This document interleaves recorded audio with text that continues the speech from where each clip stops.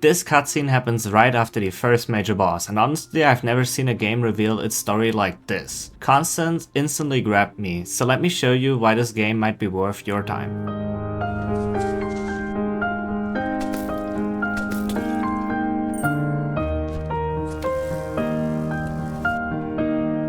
If you have seen any other videos from my channel, you know my deep love for indie games like Celeste, but also recently Silksong and Hollow Knight. So that's why when I touched Constance for the first time, I immediately knew I was going to enjoy it a lot. Speaking about the game, the movement feels very smooth, not too fast, not too slow, and you get abilities very quickly. I've only played for 1 hour and already unlocked 2 abilities. The dash gives you a brief invincibility to dodge basic attacks, not all of them, to make combat a little bit more interesting right from the get-go. The second ability is the Pain Stab, which also introduces the concept of corruption, which is a bit weird. Corruption basically means that enemies and other objects, like walls, are invisible to you, and you need to paint them with your Pain Stab and probably other abilities later to make them uncorrupted.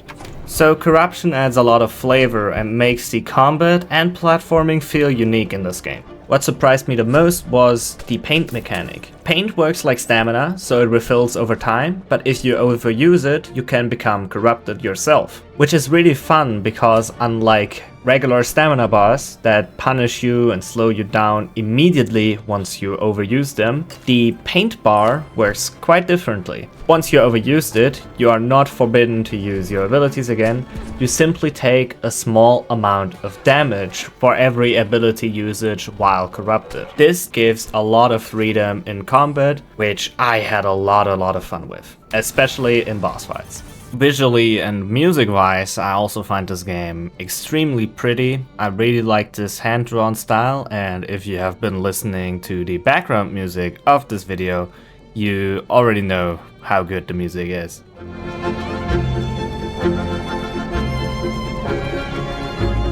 The music blends in very well with each new area you explore and becomes a bit intense, but still quiet and not overwhelming during boss fights.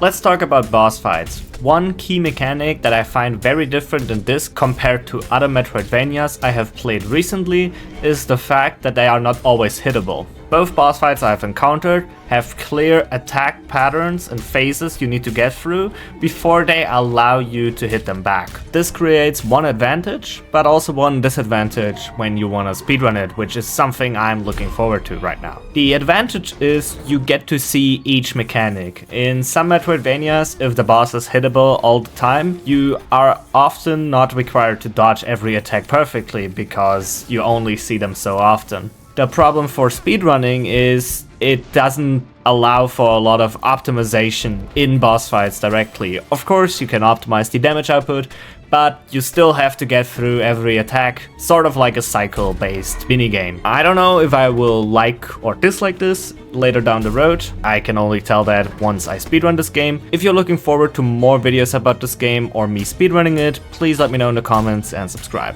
So the game delivers already pretty hard on the metroidvania aspect. All of the things I showed you and explained to you were things I enjoyed personally a lot. There has not been a single moment in this 1 hour of gameplay that I did not enjoy. But the Metroidvania part is only one aspect of this game that makes it special. Let's talk a bit about the story. So if you don't mind spoilers, please continue watching. This one mini game that happens right after the first story boss is something I was not expecting at all. You get to see the side of Connie that has to work. You see her working a job as a graphic designer, and you have various tasks to perform, but it's not complicated. The game just basically tells you, hey, click this blinking button, and then you play it.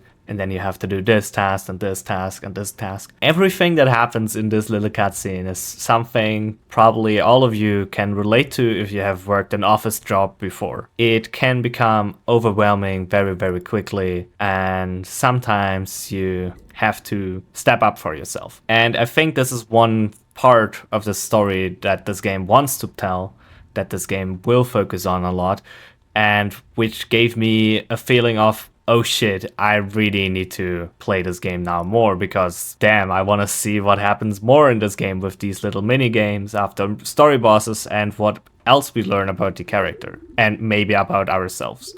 So who is this game for? If you enjoy indie games and Metroidvanias, you can definitely give this game a good try. It doesn't seem to be too long, I have to be honest. If I just look at the map, how much percentage I have and how many achievements there are, I expect this game to be somewhere around 10, maybe 15 hours long. So yeah, I'm definitely going to play this game now, again, after uploading this video finally. I will have my fun with it. Maybe I will make a stream about it, or a video of me playing it, or a full review if you would like that to see. I will probably give this game an honest attempt of speedrunning it once I finished it, and I currently think more about speedrunning this game than Hollow Knight Silksong, which says a lot and was definitely not on my list of things I would speedrun when both of these games released at the end of 2025. So yeah, I hope you enjoyed this video and learned about a game you didn't know before. Maybe you will try it out or not. I think this game deserves your attention, but you have to make that decision yourself. Let me know if you end up buying this game. I will now go on and continue playing, and see you in the next video. Goodbye.